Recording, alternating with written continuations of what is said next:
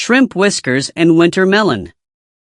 Dear listeners, in the treasure trove of Vietnamese folk poetry, our ancestors often counseled their descendants with verses steeped in human warmth about the sacred bond of marriage. You surely remember the lines, shrimp whiskers cook with winter melon, the husband ladles, the wife sips, and both nod in praise. At first glance it seems simple, doesn't it? Even romantic. A portrait of a family that, however poor, however humbled a meal, perhaps only a bowl of water spinach soup and tiny shrimp, husband and wife still smile in contentment. But the trick of life is this: romance in poetry is one thing, and stepping into the rough, thorny reality of the human world is something else entirely. When hunger, poverty, and relentless failure come knocking, even that bowl of water spinach soup turns bitter. No one has the state of mind to nod and praise it anymore. Today I'd like to tell you a story in which you may recognize the shadow of someone you know, or perhaps even yourself, during the most turbulent years of your youth. The story takes place in a small alley tucked deep inside Hanoi. Unlike the noisy, bustling streets outside, this alley carries a stillness that is almost strange. And I must tell you, dear listeners, it is a stillness heavy with unspoken feelings. At the mouth of the alley sits a chicken noodle soup stall called Mrs. Rose's Noodle Shop. The stall is not grand, no neon sign flashing on and off, but every early morning and late afternoon, the delicate aroma of the broth, the scent of roasted ginger, the fragrance of chopped scallions weave together into a perfume that grabs passers-by by the collar and will not let go. And helping Mrs. Rose sell noodles every day is a young woman named Sarah. This year Sarah has just turned 28. They say 28 is the ripest age of a young woman's beauty. But if you ever have the chance to look at Sarah, you will notice that on her delicate face there always lingers a quiet, impenetrable sadness. Her eyes often gaze into the distance, hiding storms that have passed through and left scars that will never fade. The bitter irony is this: at 28, with her beauty still in full bloom, she already bears the label of a divorced woman. Since her divorce 3 years ago, Sarah had withdrawn into herself like a snail retreating into its shell. She moved back in with her parents, spending her days heads down, slicing rice noodles, chopping chicken, carrying trays, serving customers. She fell silent, refusing every proposal of matchmaking, ignoring her mother's endless sighs and complaints. Her heart had once been given away completely, to the very end. And what she received in return was only the shattered wreckage of a 3-year marriage. Sarah remembered 3 years back. Her ex-husband, David, had been a young man full of ambitions but lacking the luck of his times. He started businesses, threw himself into one grandiose project after another, only to collect failure after failure. Enormous debts came crashing down on the heads of the young couple. And then love collapsed before the cold reality of rice and clothing and money. The day they went to court, the two of them parted in a silence so thick it was suffocating. After that, David vanished from the face of the earth.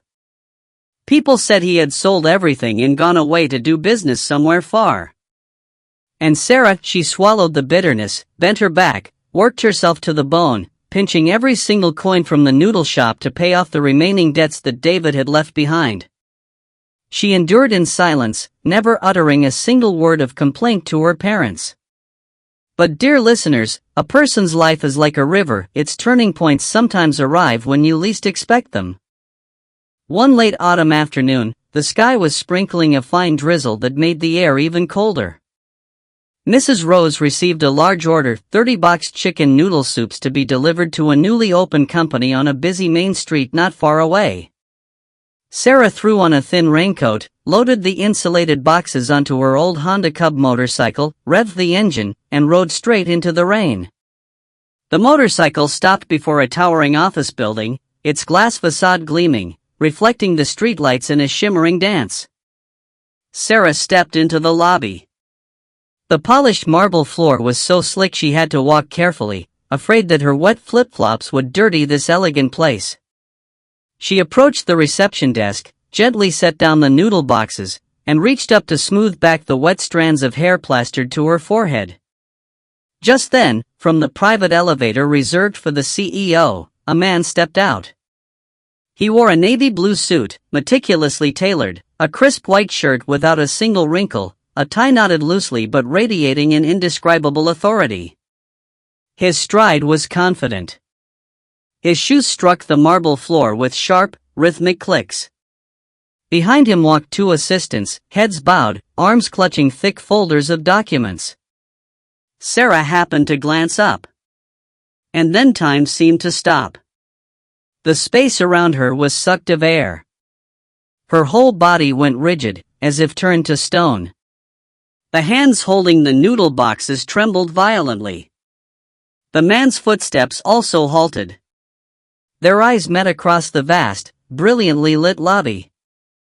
Dear listeners, that powerful, wealthy, elegant man was none other than David, the ex-husband who had vanished without a trace for 3 long years. They say the earth is round and those with destiny will meet again, but meeting again under these mocking circumstances was truly mortifying. Sarah looked at her own soaked, disheveled state, then at David's dazzling splendor, and a burning shame rose to the corners of her eyes. As for David, after a few seconds of stunned silence, the corners of his eyes narrowed. A cold, mocking half-smile appeared on his angular face. He raised a hand, signaling his two assistants to stand still and wait, then slowly walked toward Sarah. Long time no see, David's voice rang out, deep and warm but as cold as a blade cutting into flesh. Sarah bit her lip hard, struggling to regain composure. She answered softly, her voice slightly shaking. Yes. I'm fine. And you seem different from before. David shoved both hands into his trouser pockets, leaned slightly forward, and looked straight into Sarah's eyes, his lip curling. Different? I suppose I should thank you. You gave me the motivation to push upward, to build what I have today. What are you doing here? Looking for a job? Sarah swallowed hard and pointed at the boxes. No. I'm delivering noodle soup. David nodded slowly, his eyes sweeping over Sarah's plain clothes, his contempt unmistakable. What I mean is, this is my company. Do you think this place is big enough to satisfy your greed? Sarah froze. Her eyes went wide. Congratulations, she managed. I'm glad to see you successful. It makes me happy. David laughed out loud, a sharp, bitter laugh that echoed through the silent lobby. Dear listeners, isn't that bizarre? A man who had once fallen, once been supported by his wife's sweat and toil, now meeting her again and spitting out such venomous words. David stepped closer, his voice dropping to a growl. You're happy? How strange. Or perhaps, now that you see I'm successful, now that I'm a CEO, you regret it? You're dying of regret because you hastily kicked me out when I had nothing, aren't you? What the hell are you talking about? Sarah could no longer contain herself. Her voice rose, thin and strained. David clicked his tongue and shook his head. Don't play the innocent victim with me. I see right through you. You're a money-chasing, fortune-hunting woman. When I went bankrupt, when I was dirt poor, you couldn't wait to throw me away and run back to your mother's house. Now I'm a different man, you can't fool me anymore. With that, David turned on his heel without a backward glance, leaving Sarah standing rooted to the spot, a bitter lump choking her chest. He stepped into the elevator. The doors closed, severing her stunned gaze. Sarah stood there, her breath caught in her throat. How could he look at her like that? Why could he say such sharp words, words that cut like a surgical blade into the silent sacrifices she had made over the past 3 years? She trembled with rage, almost lunging after him to grab him by the collar and demand an explanation. But a female employee appeared from nowhere and patted her lightly on the shoulder. Ma'am, you're the noodle soup delivery, right? Follow me to the pantry area, please. Sarah gritted her teeth, swallowed the knot of fury in her throat, and quietly carried the boxes after the employee. On her way out, she glanced up at the gleaming signboard mounted above the building's entrance, David Limited Company. Sarah pursed her lips. Barely successful and already the habit of looking down on people, of being ungrateful and heartless, has surfaced. Despicable. I hope you stay successful forever. Don't you dare let this company go bankrupt, because if you do, I'll be ashamed for you. She muttered under her breath, pulled her raincoat tighter, revved the motorcycle, and roared back out into Hanoi's drizzling rain. The cold wind slapped her face, mixing with the hot tears streaming down her cheeks. So it is true what they say, the human heart is the most changeable thing. People can endure hardship together, but that doesn't mean they will understand each other's sacrifices when glory and wealth come crashing in. Back at the shop, Sarah parked her motorcycle in the yard corner and trudged inside with a gray, ashen face. The aroma of the noodle broth today, why did it make her nauseous? Mrs. Rose was wiping down the tables. Seeing her daughter's dazed expression, she frowned. Heavens above, you went to deliver food and you come back looking like your whole world collapsed? What happened? Sarah slumped onto a plastic chair and let out a heavy breath. That David Company at the head of the street that ordered noodles, Mother, don't sell to them anymore. Cross them off the customer list for me. Mrs. Rose was surprised, planting her hands on her hips. Why? Did they complain the soup was bland? Did they say the chicken was tough? What did they criticize? If there's no problem, what's the issue? I thought the business was good. Mrs. Rose grumbled, then suddenly stopped. She narrowed her eyes, staring into the distance, murmuring, Wait, did you say a company called David? That name sounds so familiar. Sarah gave a bitter smile. No wonder you find it familiar, Mother. David, that wretched ex-son-in-law of yours from back then. At those words, Mrs. Rose dropped the cleaning cloth on the floor, her eyes popping. Good heavens, that David? 3 years without a word, without a trace, and now he's opened some big company out of nowhere? Yes. A very big company, very grand. It seems he's made it. He's successful now. Mrs. Rose clicked her tongue, her tone deflating. Well, in the old days he failed, and your marriage fell apart midway. Now he's doing well, that's his blessing, I suppose. What's past is past, child. Let it go. Why keep it in your heart and weigh yourself down? I let it go a long time ago, Mother. But do you know what he said to me when we met just now? Sarah's anger surged, tears threatening to spill. He called me a money-grubbing woman, said I abandoned him because he was poor. He humiliated me, Mother. He looked at me with half an eye. Mrs. Rose's blood rushed to her face. She slammed her palm on the table. That ungrateful wretch. Because of him you suffered so much. You worked day and night to pay off that enormous debt he left behind, nearly $500 million, and it took 2 years of grinding to finish. And then the other thing, Mrs. Rose's voice caught. She looked down at her daughter's abdomen. Never mind. Sarah cut her off sharply, standing up abruptly. She did not want to reopen that deep wound. I'm going to my room. I'm tired. I want to sleep early. Sarah. Mrs. Rose called after her. If he's going to be that wicked, then tomorrow you march over there and throw that pile of debt papers in his face, make him pay back the nearly $500 million you bent your back to cover for him. Money earned with sweat and tears, it's not a shell you just give away to some heartless, ungrateful man. Sarah shook her head, her footsteps heavy as she climbed the creaking wooden stairs. What's the point, Mother? I never want to see his face again as long as I live. Sarah went into her room, closed the door, and let herself fall onto the cold single bed. The space around her grew deathly still. The sound of rain pattering on the corrugated tin balcony roof was like a hammer striking her mind. She told herself she had to forget David's venomous words, had to close her eyes and sleep. But the more she tried to escape, the more the painful memories of 3 years ago surfaced, vivid and sharp, like a slow-motion film.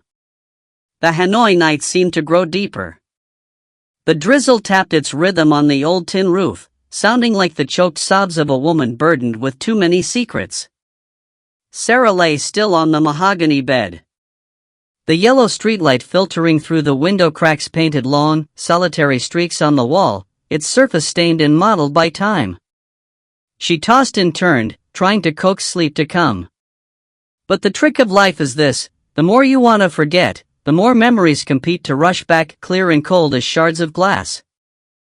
3 years ago, Sarah and David had once had a dream wedding, the perfect culmination of a 3-year passionate college romance. In those days, David was not yet the dashing, fire-breathing CEO he is today. He was just a poor technology engineer, burning with ambitions, thirsting to build something that would change his fate. Sarah loved him for that drive. On their wedding day, all the gift money, even the gold chain her mother had given her, Sarah silently untied, wrapped carefully, and handed it all to her husband as startup capital for a small tech office.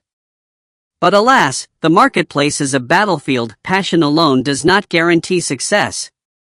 While others seemed to catch the right winds and ride the right currents, David stumbled at every turn. Barely 7 months later, his small office was drowning in debt and forced to shut down. That first failure struck like a fatal blow to the young man's pride. David became irritable, locking himself in his room, burying his head in ever more grandiose projects, ignoring the world outside. Sarah did not utter a single word of blame. She gritted her teeth, hid her anxiety, and told herself, husband and wife share the same boat, together they could bail out the Eastern Sea. By day she helped her mother sell noodles until her legs ached and her arms throbbed. By night she took on extra bookkeeping work for several large restaurants, often staying up until the small hours. She worked like a machine that knew no fatigue, squeezing every spare coin to pay off her husband's enormous debts. But human strength has its limits. The endless days of physical labor, the meager meals, the sleepless nights, they drained the young woman to the dregs. And then that fateful day arrived. Sarah collapsed in the middle of her accounting ledgers. She woke in a hospital, the smell of disinfectant stinging her nostrils. And she received a thunderbolt from the doctor: she had miscarried. Her first child, not yet fully formed, had hurriedly left her. Because the mother's body had been pushed too far. Sarah lay motionless on the hospital bed, tears soaking the pillow. The space around her was terrifyingly silent. She was in pain. She was utterly alone. At that moment she craved nothing more than her husband's hand holding hers, comforting her, soothing her. But then the phone rang, shattering the silence. It was David. Sarah trembled and answered. Before she could utter a single sob of anguish, David's voice came through the line, cold and rushed. Sarah, call your relatives or friends and try to borrow me another 200 million, will you? This project of mine is about to succeed, I'm just short of a little capital. Try to figure something out for me. I'll pay you back later. Before Sarah could say a single word, before he could ask where she was, how she was feeling, David hung up with a sharp click. The dead tone echoed in the silent hospital room like the snap of a silk thread breaking. So it is true, a man's thoughtlessness can sometimes be sharper than 1,000 blades. He was so consumed by the pursuit of his own glory that he trampled the sacrifices of his wife, trampled even her grief over losing their child. Sarah bit her lip until it bled, commanding herself not to cry anymore. She hid the miscarriage, swallowing the pain in absolute silence. After that, the distance between husband and wife only grew. One person worked herself to exhaustion to hold the family together. The other was blinded by ambition and hollow dreams. Arguments erupted over the smallest things: broken bowls, slammed doors. Finally, when her endurance ran dry, Sarah placed the divorce papers on the table. David signed with a single stroke, not a word of protest, not a hint of wanting her to stay. Sarah packed a suitcase and went home to her parents. As for David, he sold the remaining apartment, packed his things, and disappeared silent and traceless for 3 whole years. Sarah closed her heavy eyelids. The past receded behind her, giving way to darkness. The next morning, on the top floor of the David Limited Company building, dear listeners, if you were to step into the CEO's office at this moment, you would be dazzled by its luxury. A panoramic view of the entire city, leather-upholstered sofa, and a solid walnut desk. David sat in his swivel chair, fingers wrapped around a cup of black coffee with no sugar, his eyes staring blankly out the glass wall. In his mind, the image of Sarah, soaked and disheveled from yesterday afternoon, kept replaying on a loop. She hasn't changed. Still that stubborn, annoying face. He murmured, his lip curling slightly. Just then, the office door opened. Henry, his closest friend from college days, now his trusted assistant and HR director, stepped in. Henry was a man around 30, scholarly in build, neatly dressed in a tasteful shirt, wearing round-framed glasses that gave him an intellectual, composed air. "David, what are you thinking about? You've been standing there like a statue." Henry smiled, pulling up a chair and sitting down. "You must have something on your mind. I've known you 10 years, one furrow of your brow and I can read you instantly." David let out a long breath and set down his coffee. "Henry, I ran into Sarah yesterday." Henry paused slightly, pushing up his glasses. "Is that so? Your ex-wife? How's she been doing? Has she remarried?" "I don't know, and I don't care." David snapped, his voice dripping with hostility. She was delivering boxed noodles, probably back to clinging to her mother's apron strings, running the noodle shop. Henry frowned, his tone calm. "So when you met, what did you two say? Didn't you ask after her, just to be decent?" David slapped the table and stood up abruptly, pacing the room. "Why the hell should I care? What does she have to do with me anymore? I'll say it straight, I still hate her. I haven't finished hating her. You weren't in Vietnam back then, you don't know. When I was drowning in debt, when I went bankrupt with nothing, I couldn't give her a luxurious life, and she immediately showed her true colors, money grubbing, fortune hunting. She cast me aside without a second thought. For the rest of my life, David will never forget those dark, humiliating months." He planted both hands on the desk, enunciating each word. "In the days to come, I will open her eyes. I will make her see that abandoning me was the biggest mistake of her life. I will make her regret it, make her feel ashamed that she ever looked down on me." Dear listeners, when a man's pride is wounded, the hatred that festers in him can sometimes be more terrifying than a woman's. Henry looked at his friend with a mixture of concern and disapproval, shaking his head with a quiet sigh. "So that's how it is. Now I understand why you were so insistent on renting this office space right at the head of the street. You really want to take revenge on your ex-wife to this extreme?" "That's right." David did not hesitate. Henry leaned back in his chair, lacing his fingers together. "David, I don't think you should do this. You two have been divorced for 3 years, however painful the past, it's closed. I don't know how you treated each other back then, but you're a man, and you're in a position of success now. Let it go. Don't stir up old hatreds, it's exhausting. Be a mature man. Be a decent ex-husband. Conduct yourself properly. You don't need to teach me manners." David glared and waved his hand. "I know my limits. I'm not doing anything illegal. I just want her to feel tormented, to see my glory and be ashamed of herself." Henry clicked his tongue, staring hard at David. "Stop it. Don't fool yourself. You hate her this bitterly because, deep down, you still have feelings for your ex-wife, don't you? David flinched as if he'd been stung, his face flushing red. Are you crazy? What feelings? I ran out of feelings for that money-chasing woman 3 years ago. Don't talk nonsense. Fine, I'm talking nonsense. Henry raised both hands in surrender, smiling faintly. Now let's set love aside. The board meeting is coming up. Get your documents ready. Come on, Mr. CEO. David scowled, grabbed a stack of folders, and strode out the door, leaving behind him his best friend's long, heavy sigh. Meanwhile, in the spice-saturated kitchen of Mrs. Rose's noodle shop, the atmosphere was as taut as a plucked string. The family dinner was laid out with simple dishes: boiled pork with shrimp paste, crab soup with morning glory, and a plate of crispy spring rolls. But no one touched their food. Mrs. Rose and Mr. Rose sat at the head of the table. Across from them sat Sarah, and beside her was Thomas, her older brother, past 30 but still idle, face glued to his phone playing games, unmarried, childless, skilled only at freeloading and sharp-tongued sniping.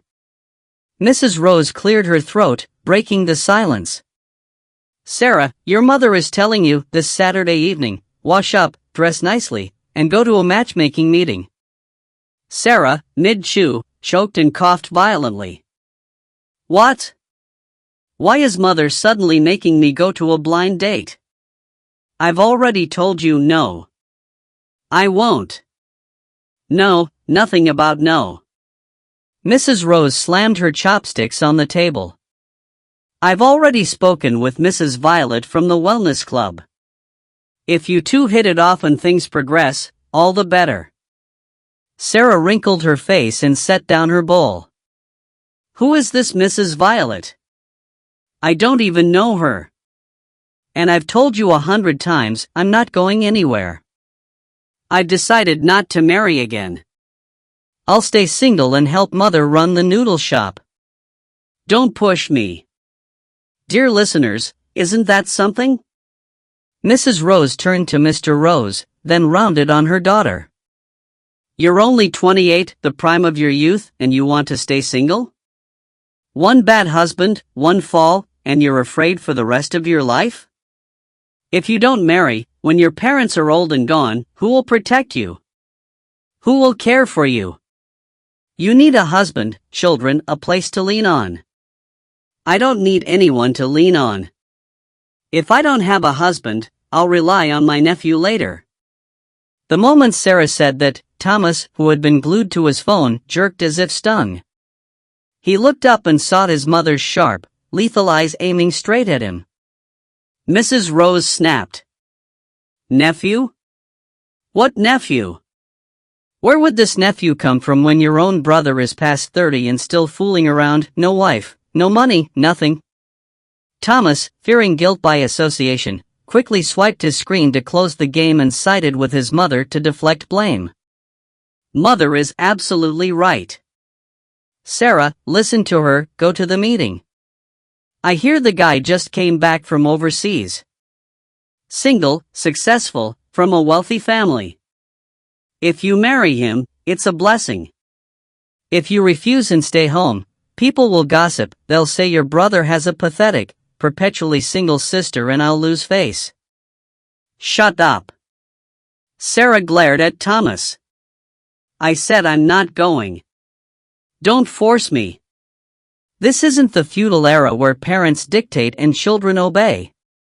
Seeing her daughter's stubbornness, Mrs. Rose changed tactics, turning to poke her husband, who had sat in thin-lipped silence all this time. Mr. Rose slowly set down his wine glass, nodded, and stroked his chin. She and Thomas are right, you know.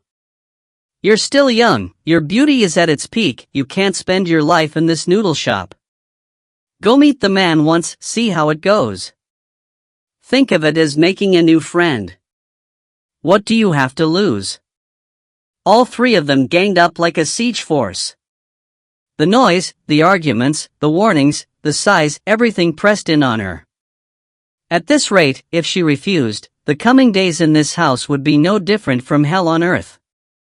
Her mother would sing her eternal lament from morning to night, and her brother would endlessly needle and mock her. Sarah had no choice. She closed her eyes, let out a long breath, and surrendered. Fine. I'll go. I'll go, is that enough? Let me finish my meal in peace. Seeing Sarah agree, Mrs. Rose's face brightened like a flower in spring. She immediately picked up a piece of tender meat and dropped it into her daughter's bowl. See? Isn't that better? Eat more, put some meat on your bones. On Saturday, wear a pretty dress. Sarah kept her head down, chewing her rice as if it were straw. A thought suddenly surfaced in her mind, curiosity mixed with suspicion. What was the name of this man Mrs. Violet knew? Her mother said he was single, just back from overseas, from a good family. Dear listeners, isn't that odd? A man with such qualifications, wouldn't he have plenty of young, beautiful women chasing after him? Why would he agree to a blind date with a divorced woman, unemployed, living at home and selling noodles? Could this man have some psychological issue? Some hidden flaw he couldn't reveal? Sarah muttered to herself, her lips pressing together. All right, a blind date it is. Let's see what tricks you people are playing. I'll give this man such a fright that he'll grab his things and run, he'll abandon the idea right at the starting gate. But the trick of life is this, people often keep their eyes fixed on distant skies and forget the simple, honest things standing right before them. The next morning, in CEO David's office, the atmosphere was livelier than usual. Assistant Henry walked in with a radiant smile, practically glowing, behaving like someone who had just struck gold. Unlike his solemn demeanor during meetings, Henry was whistling as he entered. David, head down signing a mountain of papers, looked up and frowned at his friend's appearance.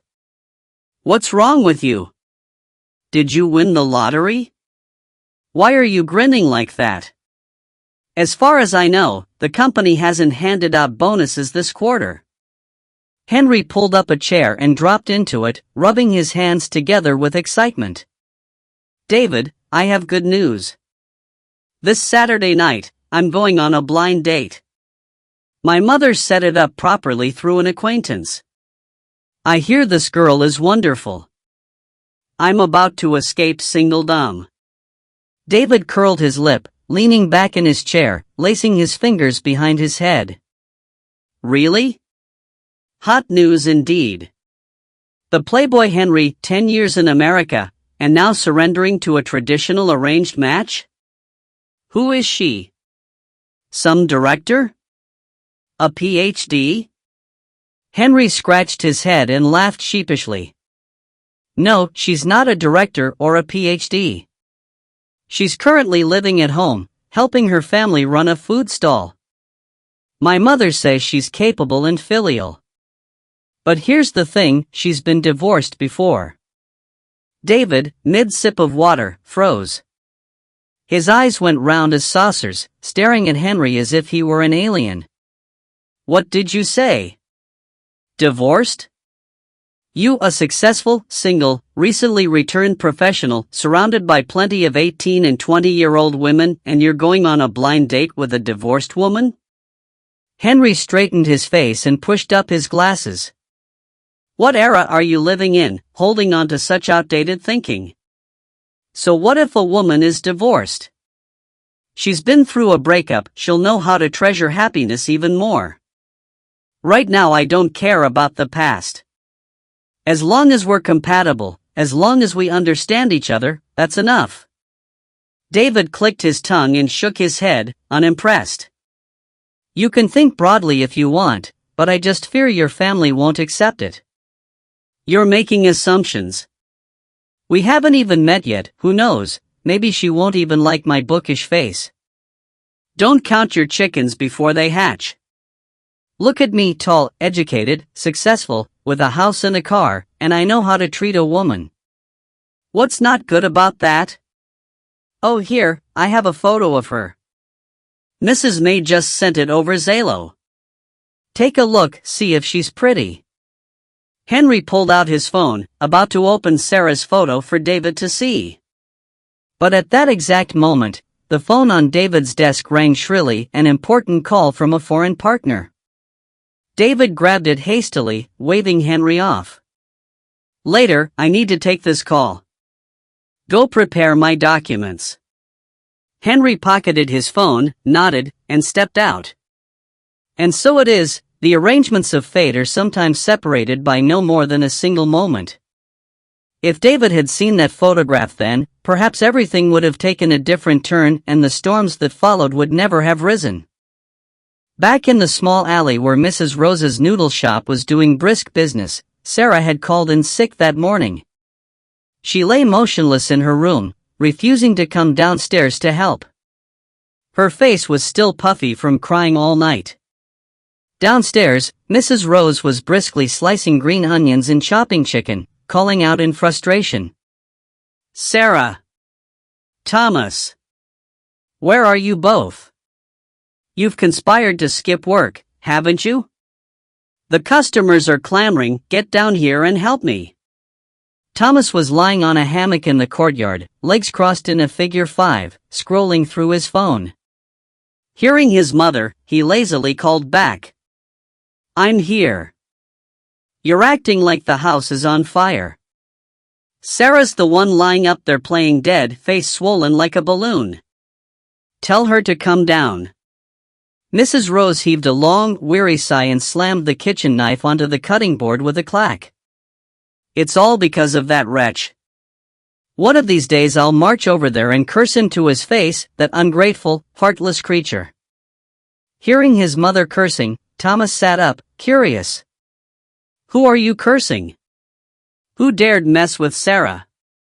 That David, her wretched ex-husband. Thomas's eyes bulged. David's back? He hasn't shown a hair in 3 years, where did he crawl out from?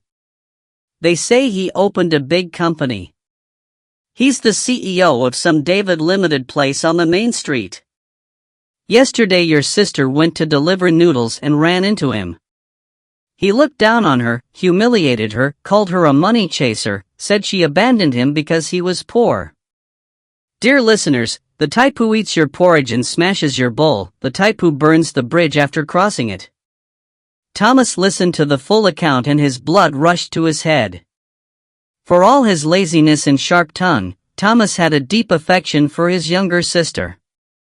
He had been a first-hand witness to the months Sarah had worked herself to miscarriage, paying off her husband's debts. And now that wretch had the nerve to come back and humiliate her? What?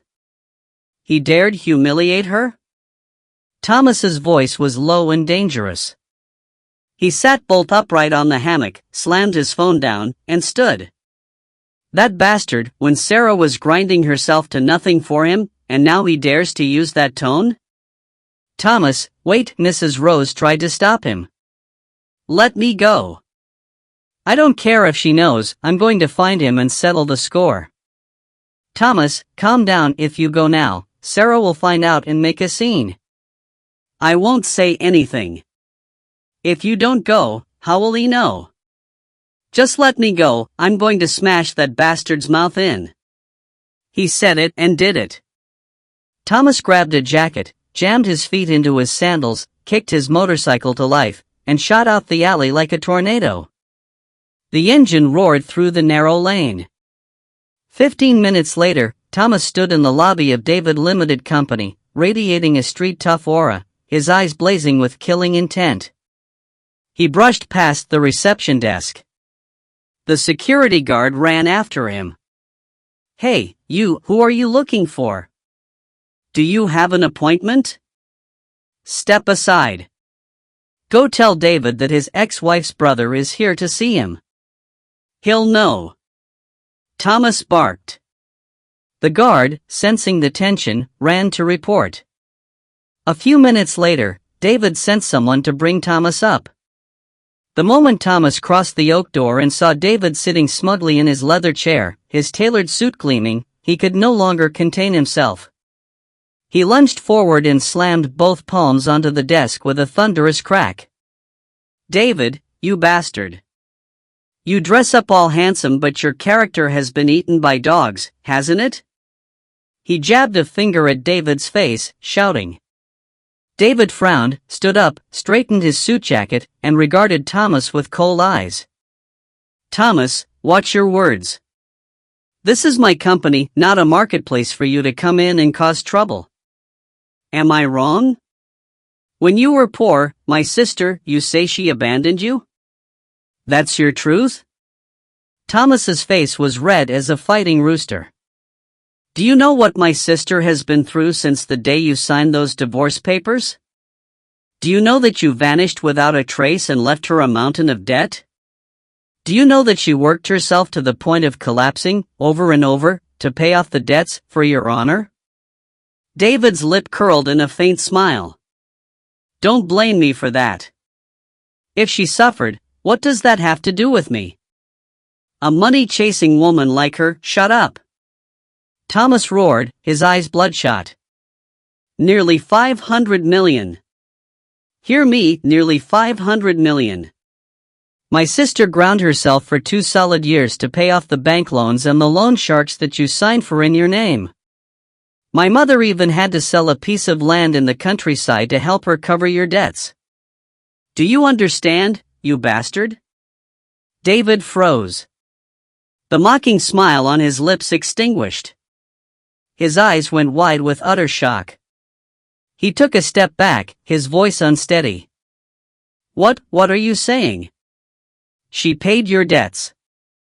Nearly 500 million. Are you saying I'm making this up to extort you? Thomas spat on the floor. I wouldn't take a cent from the likes of you. God, why was my sister ever blind enough to throw herself at a wretch like you? Let me tell you this, if you ever appear in front of my sister again, if you humiliate her one more time, I swear I'll smash this company of yours to pieces. Hear me? With that, Thomas spun on his heel, kicked the door open with a resounding crash, and left, leaving David standing rigid as a statue in the middle of the vast room. The space around him suddenly became terrifyingly silent. David slowly sank back into his chair, both hands clutching his head. 500 million. She had paid my debts? How did I not know about this? Chaotic memories surged back. It was true, before the bankruptcy, he had borrowed heavily from banks and underground lenders. But after the divorce, he had disappeared, and he had assumed the debts had been frozen along with the failed company. It turned out that the very wife he had so bitterly resented had bent her back and carried it all. David felt his chest constrict, guilt and confusion intertwining. He scrambled for his phone, his fingers trembling as he searched for the old number. 3 years ago, in his hatred of Sarah, he had blocked her. Now he unblocked it and pressed call. The long beep echoed, she still used the old number. David's heart hammered erratically. He panicked, and quickly hung up. On the other end, Sarah was sitting quietly in her room when her screen lit up with a missed call. The name David appeared, clear as day. She startled, confused. Why was he calling her? Probably a misdial.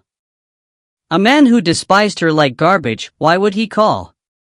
She told herself, almost tossing the phone away, but deep inside, a tiny thread of expectation still lingered. 30 minutes later, the phone rang again. Still David.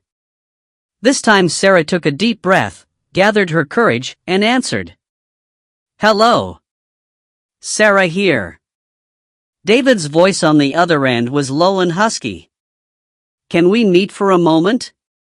I have something to say. If you have something to say, say it over the phone. I'm busy. Sarah replied, her tone icy. It's not convenient by phone. Meet me at the Old Scent Cafe, just down the street from your alley. Just for a little while. Without waiting for Sarah's agreement, David hung up. Sarah bit her lip, hesitated a moment, then decided to change clothes and go out. She wanted to see what trick this heartless man was pulling now. The old scent cafe nestled beneath the canopy of a banyan tree in its seasonal leaf change. The space had a nostalgic charm: wooden tables, the faint melody of Trin Song Sun music drifting through the air. David was already sitting in a corner, his suit jacket unbuttoned, his face pensive. Seeing Sarah enter, he cleared his throat and gestured to the seat across from him. "Sit down. What would you like to drink?" "No need for small talk. Say what you have to say." Sarah pulled up a chair, crossed her arms, her eyes guarded. David studied her for a few seconds in silence. Then he opened his leather briefcase and pulled out 2 thick stacks of crisp 500,000 notes. He set them down on the table with a heavy thud. The money was thick, emitting the cold scent of fresh bills. "I just heard from your brother that you paid off my debt, 500 million. David spoke, struggling to sound casual but unable to hide a trace of condescension. I don't know if he was telling the truth or exaggerating, but I, David, am a generous man. I don't like owing anyone.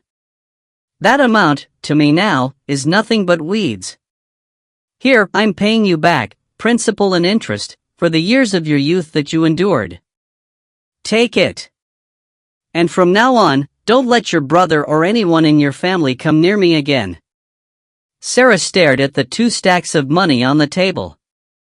The bitter truth: when men have money, they think it can buy everything, including a woman's dignity and sacrifice. The choking indignation rose to her throat. She curled her lip in the most bitter smile she had ever worn. "David, have you lost your mind? I didn't know my brother came to see you, but let me tell you, I never had any intention of coming to demand that money from you. I've already paid it. Consider it paying off a karmic debt from a past life. I don't need your money." Seeing Sarah refuse, David's arrogance flared. He clicked his tongue. "Come on, Sarah. Don't play the noble martyr with me. A money-chasing woman like you turning down cash? Or is 1 billion too little? Not enough to satisfy your greed?" He reached into his briefcase again, pulled out 2 more stacks, and slapped them onto the table. "There, 2 billion. Take it. It's enough for you to live comfortably without smelling of boiled chicken for the rest of your life." "Shut up!" Sarah screamed. The fury inside her erupted like a volcano. Without a moment's hesitation, she grabbed the glass of orange juice that the waiter had just placed in front of David and hurled it straight into his arrogant face. The cold, golden liquid splashed across his gelled hair, streamed over his wide, shocked eyes, and dripped down onto his pristine white designer shirt. "Hear me clearly." Sarah's voice shook, tears falling but her eyes blazing. "You bastard. Don't you dare use your dirty money to trample on my dignity. I would rather starve than take a single cent from a cold-blooded monster like you." David wiped his face, furious, rising to his feet, about to retaliate, but Sarah was faster. She spun and drove a kick straight into his shin. "Arg, you dare." David doubled over, clutching his leg. "That kick is for every tear I shed because of you. Now get out of my sight and never let me see your face again." With that, Sarah turned on her heel and strode out of the cafe without looking back, leaving David soaked, humiliated, and stunned amid the curious stares of the surrounding customers. David grabbed napkins, wiping his face, grinding his teeth. "Fine, you refuse money? You want to act high and mighty? You even hit me? Very well." Sarah arrived home, her body trembling with rage. The anger had become a furnace in her chest. She paced her room like a caged animal. "That bastard, why is God so unfair? A treacherous, ruthless man like him gets to be a CEO, gets to be rich, gets to use money to humiliate me? No, I can't swallow this humiliation. I have to get revenge." I have to make him taste suffering. In the midst of her turmoil, Sarah suddenly remembered that on the day she delivered noodles, she had seen a signboard at his company advertising a job opening for a quality assurance officer. A bold, crazy idea flashed in her mind. That's it, I'll apply. I'll become his employee and find a way to sabotage him, to get my revenge from the inside. She rummaged through her drawer, pulling out her old resume. But just then, her bedroom door flew open. Mrs. Rose stepped in, brandishing a feather duster, her face thunderous. Do you remember you have a blind date tonight? Are you planning to wear these sloppy house clothes to meet Mrs. Violet's son? Sarah sighed in defeat. Her revenge scheme, just kindled, was doused with a bucket of cold water. I know. Leave it.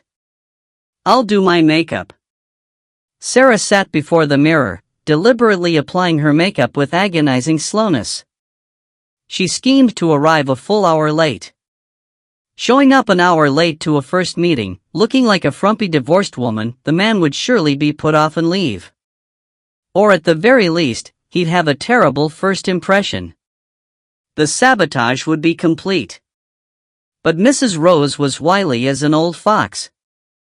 She stood at the door, arms crossed, watching her daughter. She clicked her tongue and delivered a lethal remark. Take your time, sweetheart. But if you deliberately sabotage this blind date, I'll take those 2 plots of land by the road I was going to split between you and your brother. I'll put them entirely in Thomas's name. You'll have nothing, not a patch of ground to call your own. Let's see what you'll live on then. At the words land plots, Sarah jolted.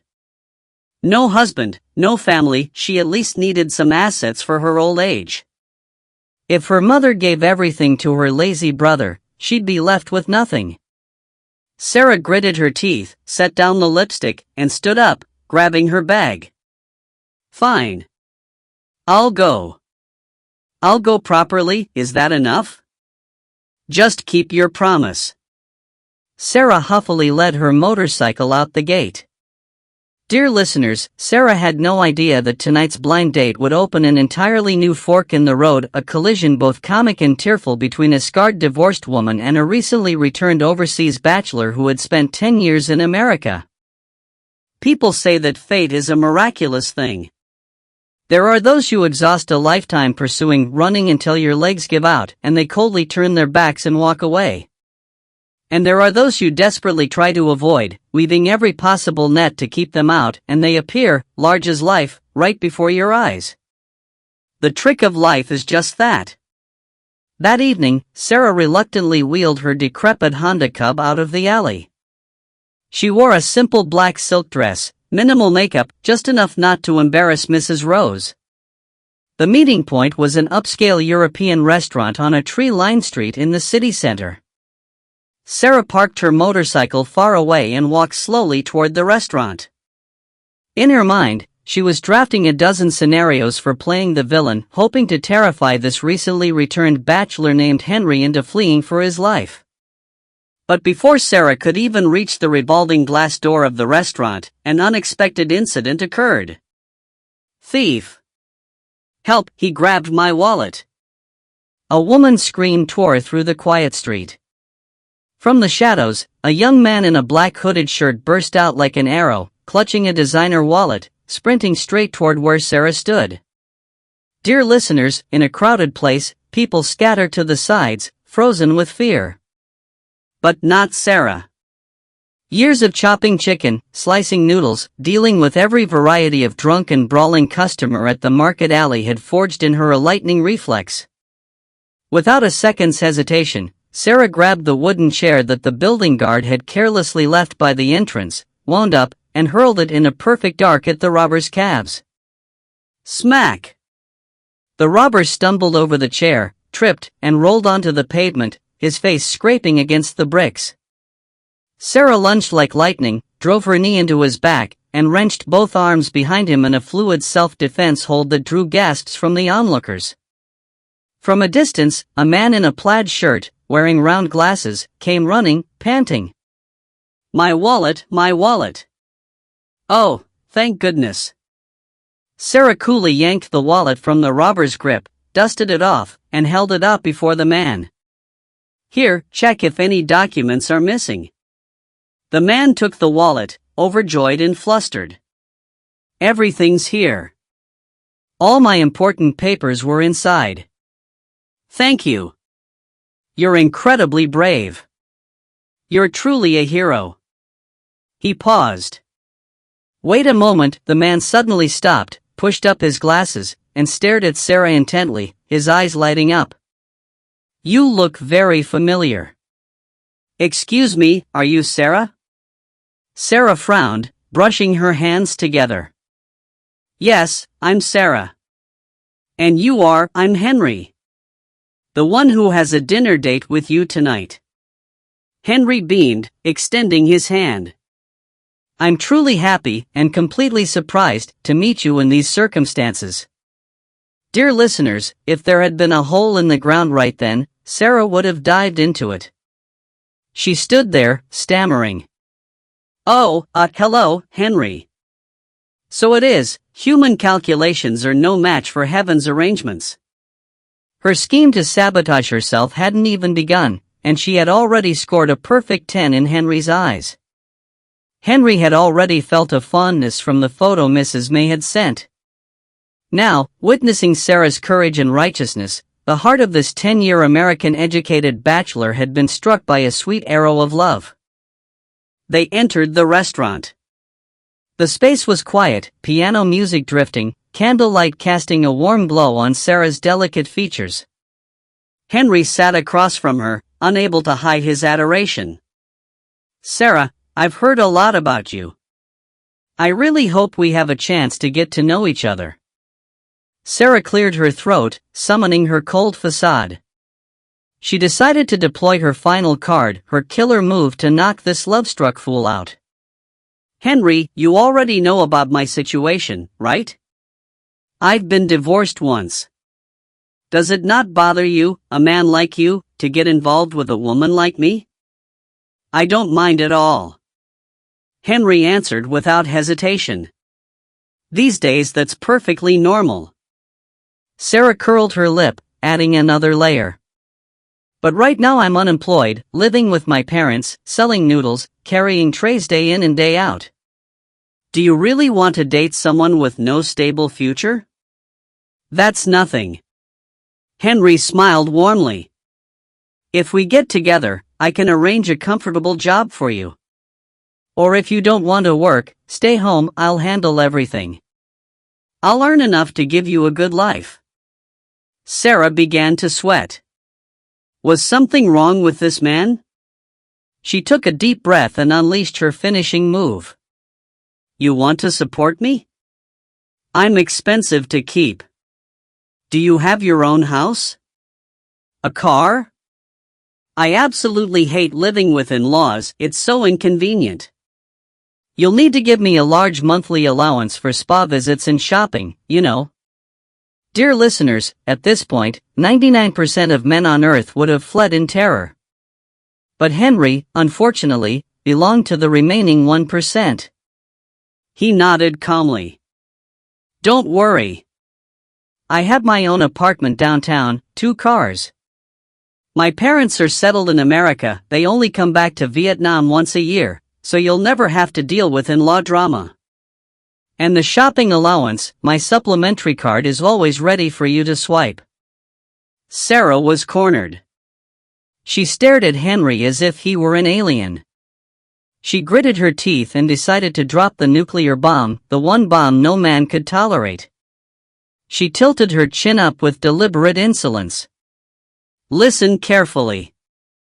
Even if you provide for me completely, I can't guarantee I'll be faithful to you alone. I'm a fickle woman. I like novelty. I can love multiple people at the same time. How about that? Scared yet? She said it, then crossed her arms, leaned back in her chair, and waited smugly for Henry to flush with rage, throw a drink in her face, and storm out. But the space fell silent. Henry blinked at her. Behind his round glasses, his eyes shimmered with an inexplicable tenderness. He smiled softly, his warm voice filling the air. "That's all right, Sarah. Just try dating me first." A woman who has to call herself fickle, that proves the man beside her wasn't good enough, didn't give her enough sense of security, so she had to bristle like a porcupine to protect herself. But once the man beside her is good enough, once he loves her enough, I'm certain she won't even glance at anyone else. And I believe I can be that man. Dear listeners, Henry's words flowed like a cool stream, washing away every thorn and barb that Sarah had deliberately erected. She had no words left to fight back. She had bared every claw, and he had dissolved them all with gentleness. In the end, Sarah surrendered, pulling out her phone and exchanging numbers with Henry in total capitulation. That night, Sarah returned home. As she turned into the alley, she saw Mrs. Rose standing at the front door, feather duster in hand, her face dark with fury. "Confess, what trick did you pull to ruin this blind date? Mrs. Violet just messaged me. I haven't even dared to read it." Mrs. Rose hurled the duster to the ground with a crack. Sarah shrank back, raising both hands in surrender. Mother, calm down. Put the duster down. Don't punish the innocent. I didn't ruin anything. We exchanged numbers. He said he wants to get to know me." Mrs. Rose froze. The feather duster dropped to the ground. Her scowling face bloomed like a spring flower. She rushed forward and hugged Sarah tightly. "Oh my God, really? My daughter is brilliant. Are you hungry? I just chopped up a plate of chicken thighs. Let me bring it up for you. Mother, eating late makes you fat. If I get plump, he'll run away. I'm going to bed." Sarah sidled past, muttering under her breath. "I'm genuinely scared I'll get beaten for nothing." The moment Sarah lay back on her bed, her phone buzzed. A message from Henry. "I just got home and I'm already missing your smile. Sleep well, my heroine." Sarah read it and let out a long, weary sigh. She tossed the phone aside and pulled the blanket over her head. Her heart was a tangle of 100 threads. The shadow of her wretched ex-husband David and the strange warmth of Henry's presence kept weaving and tangling in her mind. Dear listeners, they say blessings don't come in pairs and misfortunes never come alone. Bad luck sometimes likes to bring its friends along for a visit. The next morning, Hanoi was veiled in a light fog. Sarah was busy loading noodle boxes onto her battered motorcycle for delivery. As she rounded a blind curve on the slick road, a black Mercedes, gleaming, powerful, came from the opposite direction at considerable speed, cutting the corner sharp. The car sideswiped Sarah's motorcycle. The impact sent her flying, crashing onto the cold asphalt. The delivery box shattered. Hot broth, white rice noodles, golden chicken pieces exploded across the road. The scent of star anise and cinnamon billowed through the gray air. "Ah, it hurts." Sarah winced, clutching her bleeding elbow, struggling to push herself up. The Mercedes door opened. A man in polished leather shoes and pressed trousers stepped out. Sarah looked up, and the blood in her body seemed to boil. David. Of all the narrow alleys in Hanoi, they had to collide in this wretched manner. David stood staring at Sarah's broth-soaked, disheveled state. Instead of helping her up or asking if she was hurt, he curled his lip and delivered a line cold enough to freeze bone. "You again? What a nuisance." Sarah ground her teeth, fighting the pain, and shouted. "David, what kind of driving is that? A curve and you're speeding like the devil's chasing you. You hit me, destroyed all my merchandise. Can't you open your mouth and say a proper sorry?" David sighed theatrically, feigning exhaustion. He casually reached into his suit pocket, pulled out a thick wad of cash, stepped closer, and threw it at her feet. The bills scattered across the puddle of noodle soup. "You took a fall, it's not like you're seriously hurt. Here, this covers your cheap noodles and the repair of that scrap metal you call a motorcycle. Take it and don't try to extort me. We're even." With that, David turned to get back in his car. His callous, dismissive attitude was like pouring gasoline on the fire already raging in Sarah's chest. Her patience had reached its absolute end. "Even? Like hell we're even!" Sarah screamed. She tore off the plastic sandal from her foot and, with every ounce of strength in her body, hurled it like a hammer into the back of David's head. Smack! The sandal struck true, hitting David's head so hard he lurched forward, nearly smashing his face into the car's hood. You crazy woman! You dare!" David clutched his head, spinning around, eyes bulging. "I dare, you bastard. You think money gives you the right to trample on people? I swear I will never forgive you for this." Sarah stood straight, ignoring her bleeding wound, pointing a finger directly at his face. David was furious, but seeing Sarah's fiery eyes and the passers-by beginning to gather in point, he swallowed his rage, got in the car, and slammed the door. Before hitting the accelerator, he lowered the window and stuck his tongue out at her tauntingly. Sarah stood motionless, watching the Mercedes disappear into the fog. Her hands were clenched so tight her fingernails dug into her palms. Around her lay the wreckage of her motorcycle, the shattered noodle boxes, a sense of humiliation and outrage so total it threatened to consume her. "You bastard, if I don't repay this humiliation, I swear I'm not human," she promised herself.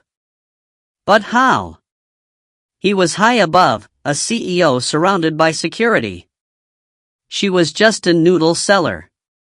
Sarah slumped onto the sidewalk, her mind racing. Suddenly, a light flashed in her head. That's right, Henry. Henry was the HR director at his company.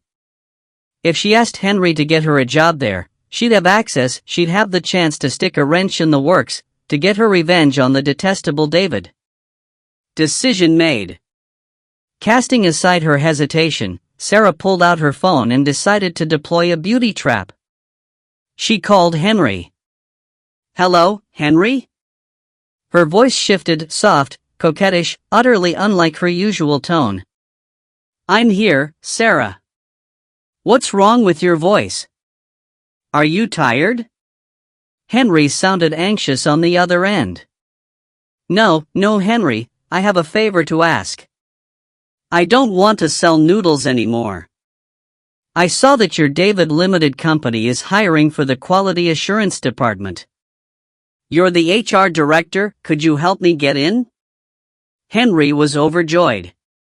The poor man had no idea he was being turned into a pawn in a beauty's revenge plot. You really want to work at my company? You'd be working near me, you know. Aren't you worried? Working near you is exactly why I want to go.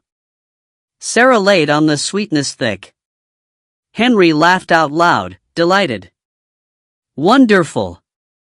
I'll handle it.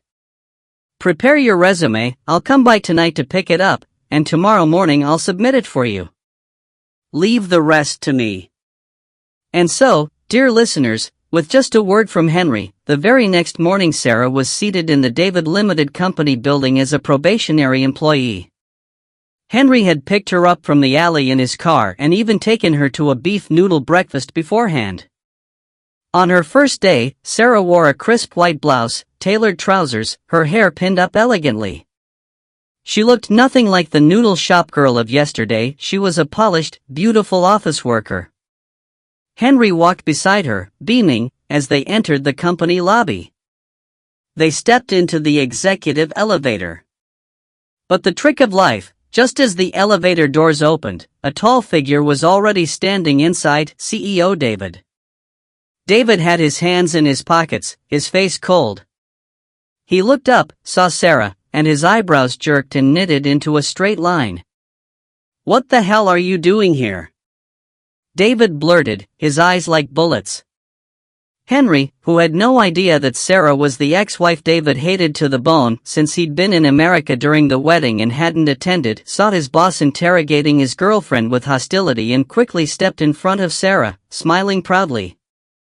"Oh, David, let me introduce her. This is Sarah, the girl I'm seeing, the one I told you about yesterday. I just hired her into the quality assurance department. And Sarah, this is David, our CEO." Sarah heard that and merely curled her lip. She was not the least bit flustered. Boldly stepping forward, she linked her arm through Henry's with practiced ease. She tilted her head, flashed a radiant smile, but her eyes were sharp as blades. She extended her hand toward David. "Pleased to meet you, CEO David. I'm honored to work under your leadership." Dear listeners, if there had been a blood pressure monitor at that moment, David's reading would have exceeded all safe limits. David was stunned, electrocuted. He took a step back, his spine hitting the elevator wall with a thud. He had to grab the stainless steel handrail to steady himself. His hands were shaking, his knuckles white. Before David's eyes was an unbelievable scene: his closest friend, his brother of 10 years, walking arm in arm with the ex-wife he despised, the very woman he hated to the marrow of his bones, calling her his girlfriend. The earth seemed to stop turning for David in that moment. Dear listeners, the trick of life is this: people think that once they shake off the past, they can stride smoothly into the future. But some pasts burrow so deep into the heart that the more you try to tear them out, the more they bleed. After that earth-shattering shock in the elevator, CEO David stumbled back to his office like a man who had lost his way. He threw his expensive suit jacket onto the sofa, tore at his hair, paced the room like a caged animal. His chest heaved, sweat beading on his forehead. Dear listeners, isn't that something? His ex-wife working at his company, his best friend actively pursuing that very ex-wife, even rivaling him for her. David was incandescent with rage. He lunged for the desk phone, about to call HR and have Sarah thrown out immediately. But strangely, his hand trembled violently, freezing mid-air. For some incomprehensible reason, he hesitated, then, in frustration, slammed the receiver down. He couldn't bring himself to do it. A few minutes later, Henry breezed through the door, still radiating his earlier elation. David growled, struggling to maintain his arrogance. "Henry, you know she's my ex-wife, and you still threw yourself at her? Are you trying to make a fool of me?" Henry adjusted his glasses and answered without flinching. "I've already told you, her past is yours, but her present and future will be mine. What's done is done. If you won't treasure her, let me. And I'll say this straight, if you fire Sarah, prepare the termination papers for me too." David stood rooted to the spot. Henry's resolve was like a slap across David's selfish face. He had no choice but to swallow the bitter pill and allow the couple to work right under his nose, day after day enduring the galling sight. That evening, David drove home in a state of mental tension, wound as tight as a coiled spring. His penthouse apartment, on the 35th floor, was always silent, eerily, coldly silent. His younger sister, Lily, a final-year university student, had just come home. Seeing her brother's dark expression, she came over to ask what was wrong. David let out a long, weary sigh and told her about his plan to fire Sarah and how Henry had blocked him. He was really just looking for sympathy. But David had no idea. The moment Lily heard the full story, she leaped to her feet, her face red with fury, pointing straight at her CEO brother's face. You're the bastard. All those years Sarah sacrificed her youth, broke her back for you, and now you open your mouth and want to fire her? Don't you feel any shame?" David frowned, irritated. "I'm your flesh and blood brother. You're taking her side, a stranger's, over mine? She abandoned me when I was poorest. What stranger? Lily screamed, tears streaming. Listen to me carefully. I was going to keep this secret because I promised Sarah. But today you've gone too far, I have to speak. 3 years ago, when you were burying yourself in those grandiose projects, locking yourself in your room, do you know she worked herself to the point of collapse and miscarried? What? David reeled as if a thunderclap had gone off beside his ears. Yes, she miscarried. She lay in the hospital for 3 days and 3 nights in total silence, no husband beside her. I was the one who went to the hospital to take care of her. And when you called, demanding money, she was enduring agony, and she made me swear not to tell you, afraid you'd crack under the pressure. She shouldered your debts, hundreds of millions, and she secretly sent me money for my tuition when you went to America. And you dare stand there and say she's a money chaser who abandoned you when you were poor? In this life, you will never find a second woman who loves you that deeply. Dear listeners, hearing the truth poured out from his own sister's mouth, David felt as if a sledgehammer had shattered his chest. The entire sky seemed to collapse before his eyes. Old memories rushed back with painful clarity. Behind the greed he had imagined lay a silent sacrifice, and behind that sacrifice lay the unwept grief of a wife who had lost a child before it could even cry. David slumped to the cold floor, both hands clutching his face. The tears of a man in his 30s, who had weathered the storms of the business world, now fell freely. He sobbed, choked with regret, too late and too bitter. I'm a bastard. I'm the most wretched man alive. He howled in the silent room. That night, at 11 o'clock, Hanoi was drizzling again. David could not contain himself. He drove straight to Sarah's alley. The noodle shop's metal shutter was already half closed. From a distance, David saw Sarah's thin figure stooping to carry out the garbage bins. The yellow streetlight fell on her haggard face, and his heart twisted. He gathered his courage, stepped out of the car, and walked toward her. Can I buy a bowl of noodles? I'm very hungry. His voice was low and hoarse, his eyes pleading, not a trace of the arrogant CEO from that morning. Sarah turned, startled, her heart leaping. She was still dazed, wondering if she was seeing things, when Mrs. Rose and Thomas erupted from the house like a whirlwind, broom in one hand, a stick in the other. You bastard, what are you doing here again? Get out. Sarah's about to marry Henry, don't come here and cause trouble. Mrs. Rose cursed in a torrent. Thomas brandished his stick. If you don't leave, I'll break your legs right now. David could only retreat, standing helplessly as the iron shutter crashed down with a resounding bang, sealing the image of the woman he loved inside. In the silent midnight, only tears of regret fell, mingling with the rain. But dear listeners, as they say, fire near straw will catch eventually, and a narrow alley breeds endless tricks. The next day at work, Sarah decided to take revenge on David for his earlier arrogance. Knowing he was severely allergic to lily pollen, she waited until everyone had gone to lunch, then sneaked a bouquet of fragrant lilies and shoved them straight under his desk. That afternoon, David and Henry were in a meeting when David's body broke out in angry red welts itching intolerably. He couldn't breathe. He rushed to the basement, drove to the hospital, and spent a full day and night on an 4 drip. The next day, David returned to the office. Sarah was certain she would be fired on the spot. But when she was called into the CEO's office, instead of a vicious tongue lashing, David looked at her with deep, glistening eyes. Sarah, I didn't die from the allergy. But I'd rather be dead than live without you. I know everything now. About the miscarriage. About the debts you paid for me. I'm sorry. If I could turn back time, I'd trade all of this, every bit of it, just to give you back those peaceful days. He stepped forward and pulled her into a tight embrace, an embrace 3 years in the making. Sarah stood rigid, stunned. She tried to push him away. What are you doing? Let go of me. We're even now. No, I owe you a lifetime. Forgive me, Sarah. Before the sincere tears of this man, the heart that Sarah had frozen began to thaw. Outwardly she remained firm, but in the depths of her soul, David's image had never truly faded.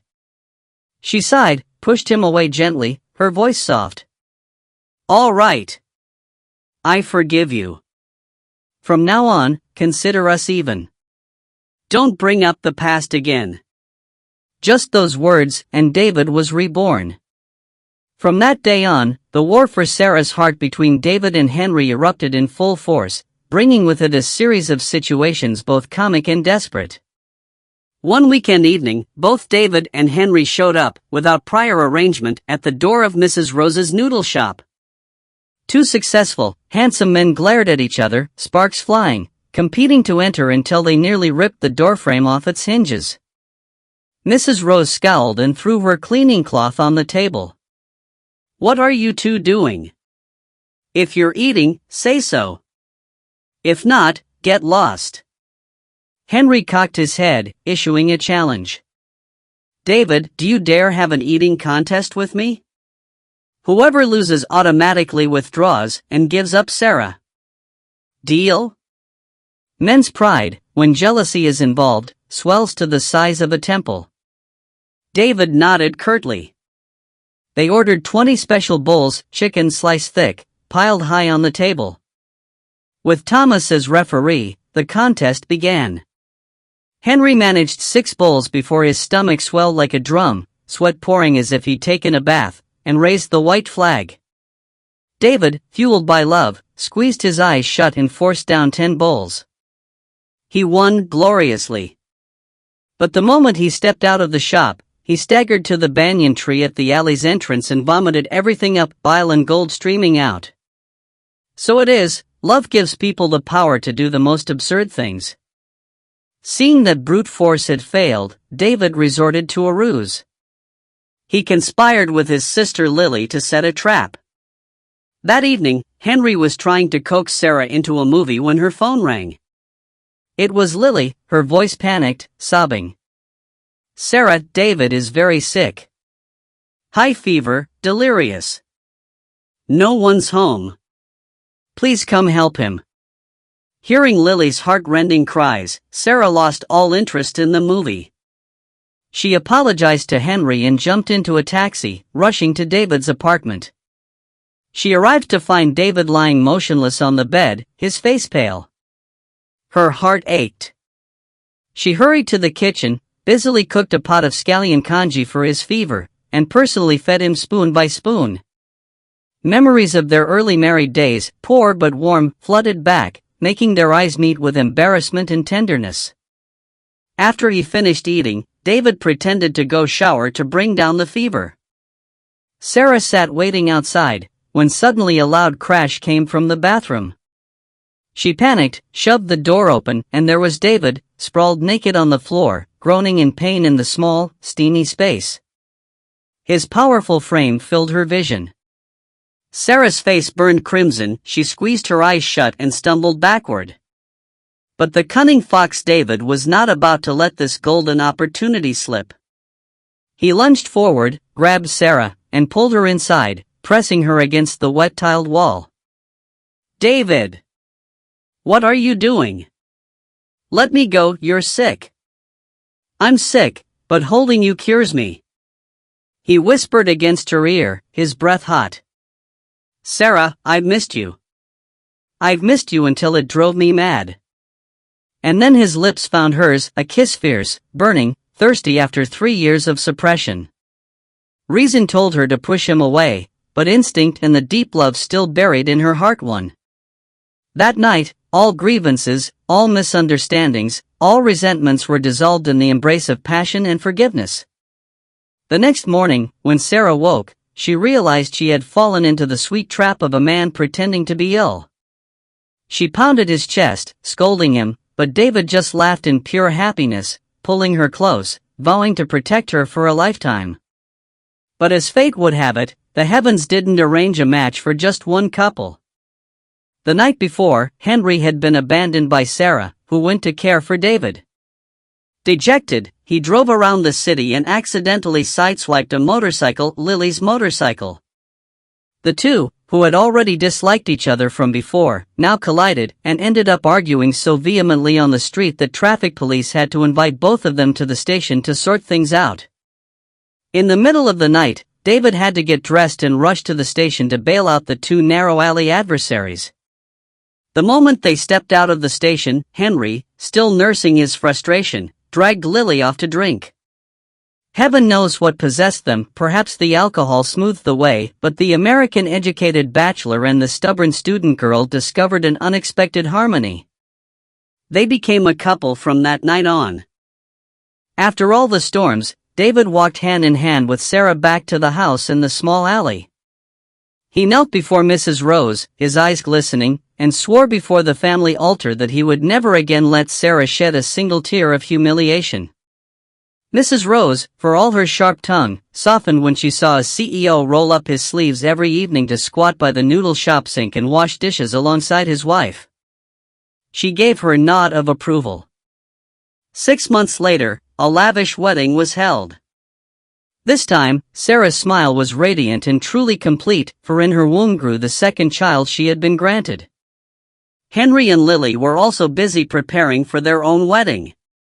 All four of them, after so many hairpin turns of fate, had finally found their peaceful harbor. Dear listeners, the story of Sarah and David ends here. As they say, 100 years to build a marriage, 1,000 years to build a pillow mate. The bond of husband and wife is sacred, it runs deep.